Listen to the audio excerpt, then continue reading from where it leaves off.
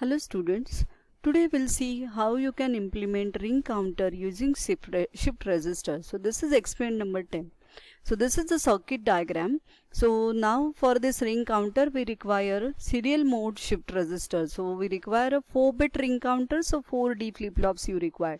So you have to connect it in a serial manner. Okay, then the output of the last will go to the input of the first one. So when you apply the reset signal to the all flip-flops, so continuously it gives the input as a 0 and you will get the output as 0. So that's why you have to do the preset for the first flip-flop only. Okay, and then you will get you have to remove that preset one. So initial state you are getting as 1 0 0 0. Okay, and after that output of the last will go to the input of the first one. So continuously this one will be shifted here and it will be in a just like in a ring manner. Okay, so for the fourth clock pulse you are getting 0 0 0 1. Okay, so output of the last will be 1, that will come again to the first one. So it just start to repeat your first state. Okay, so now let's see how you can implement in a Falstart software. Okay, so please wait. So here you have to go in a circuits, you have to select the blank circuit now. Okay, so now first we'll select the digital chip, from that we'll select the D flip-flop. So now you require 4 D flip-flop.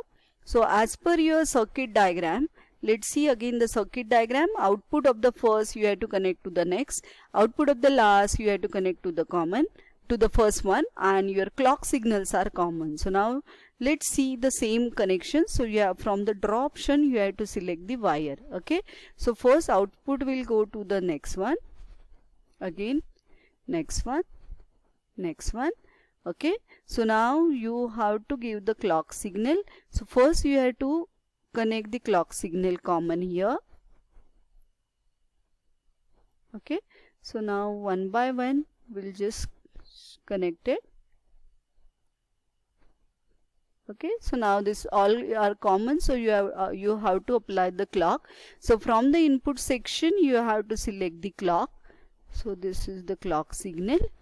Okay, so now you have to show the output.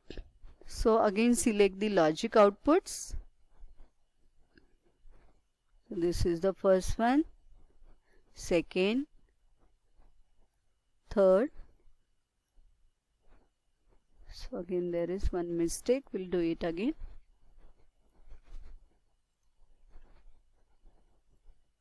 Okay, now this is third one and this is the last one. Okay, so as per our diagram you have to connect the output of the last to the input of the first one. So you can do it by using the wired connection. Okay, so it shows the bad connection.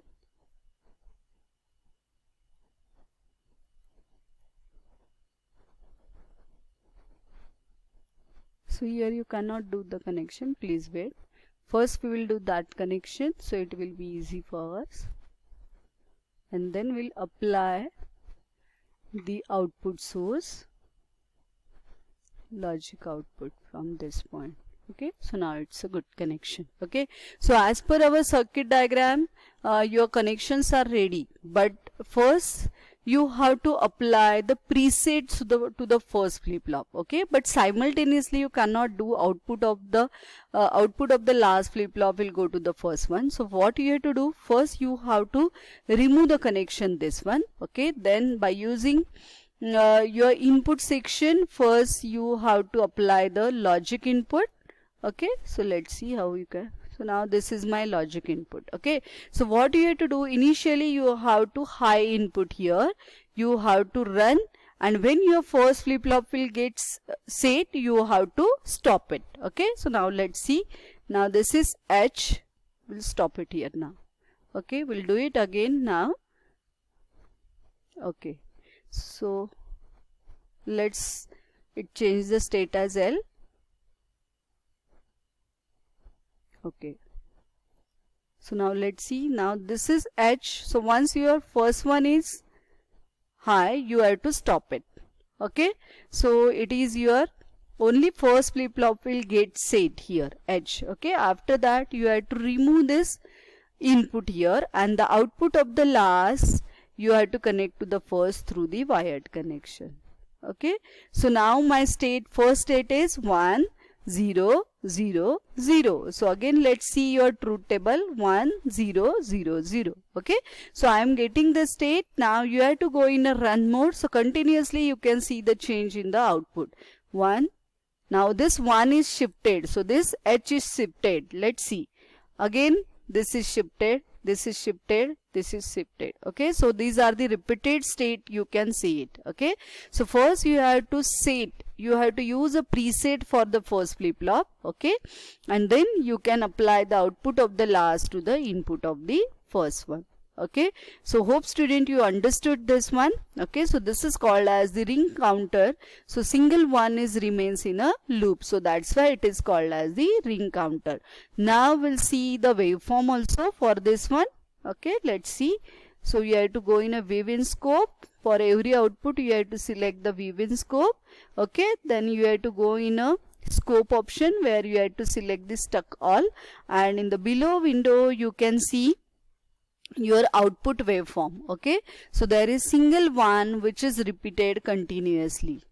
Okay, so this is called as ring counter by using shift resistor. So hope student you understood this. You can also try this one by your own. Okay, thank you.